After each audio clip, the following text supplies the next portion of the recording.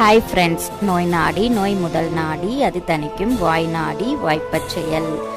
நம்ம மூலிகைகள் மருந்துகள் நோய்கள்லாம் பற்றி பார்த்துட்டு வரோம். உங்களுக்கு ஆன்லைன் கன்சல்டேஷன் வேணுன்னா கீழே இருக்க வாட்ஸ்அப் நம்பருக்கு எனக்கு மெசேஜ் பண்ணுங்கள், உங்களுக்கு டீட்டெயில்ஸ் சென்ட் பண்ணுறேன்.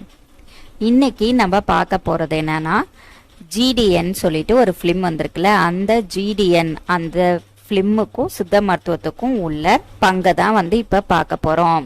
அந்த ஜிடிஎன் நாயுடு பற்றியும் அவர் சித்த மருத்துவத்துக்கு செஞ்சிருக்க பங்கையும் இந்த வீடியோவில் நம்ம பார்க்கலாம்.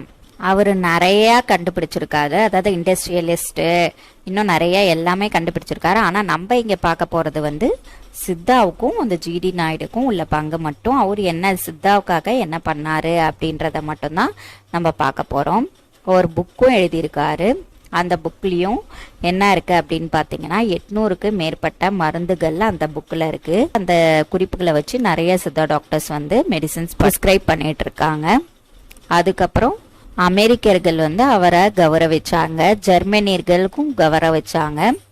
அமெரிக்கர்கள் அவருடைய ஒரு இன்வென்ஷனையும் சித்தாவில் நிறைய கண்டுபிடிச்சிருக்காரு அப்படின்னு சொல்லிட்டு அவருக்கு பாராட்டு விழா நடத்தினாங்க.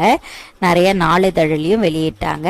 ஜிடி நாயுடு சோள செடிகளுக்கு ஊசி மூலம் மருந்து செலுத்தி அதை நட்ட கொஞ்ச நாள்லேயே 18 அடி உயர அளவுக்கு அந்த செடிகள் வளர்ந்து 26 கிளைகளை கொண்டு அது 3-4 கதிர்கள் உருவாக்குறத தவிர்த்து 39 கதிர்கள் உருவாக்குற மாதிரி அவரு கண்டுபிடிச்சிருக்காரு.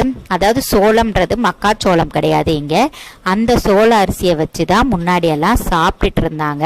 நம்ம கேழ்வரகு கம்பு அதே மாதிரி தான் அந்த சோளமும் இருக்கும், அது சோள அரிசி அப்படின்னு சொல்லுவோம்.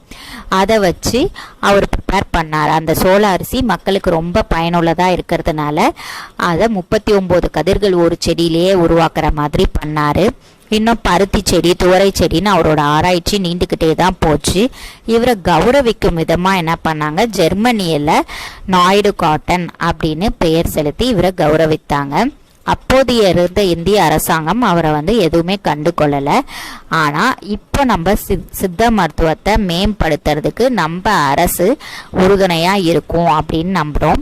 அதுக்கு முதல் முறையா இப்ப 103 கோடியில இந்திய மருத்துவ முறை கருத்தரிப்பு சிகிச்சை மையம் 30 அரசு மருத்துவமனையில நிறுவப்படத்தா சொல்லியிருக்காங்க. நம்ம சிஎம் சார் ஜோசப் விஜய் சாரும் ஹெல்த் மினிஸ்டரும் அதுக்கு உறுதுணையா இருக்காங்க. அருண்ராஜ் சாரும் உறுதுணையா இருக்காங்க. இது நம்ம இன்னும் சித்த மருத்துவத்தை மேம்படுத்துறதுக்கு நம்மளுக்கு உதவியா இருக்கும் அப்படின்ட்டு நம்புவோம்.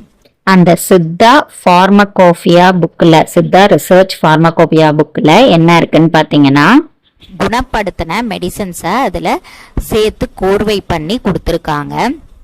அந்த மெடிசன்ஸ் அந்த புக்கை டிவி சாம்பசிவம் பிள்ளை நிறைய வால்யூம்ஸோட இப்போதைக்கு போட்டிருக்காரு. நிறைய வால்யூம்ஸோட அந்த புக்கு திருப்பி வெளியே வந்திருக்கு. அதில் என்னன்னா எல்லாமே சரி பண்ணக்கூடிய மெடிசன்ஸ், ஒவ்வொரு நோய்களுக்கும் இந்த காம்பினேஷன்ஸில் மெடிசன்ஸ் கொடுத்தோம்னா சரியாகும் அப்படின்றது தான் அந்த புக்கோடைய கண்டென்ட்.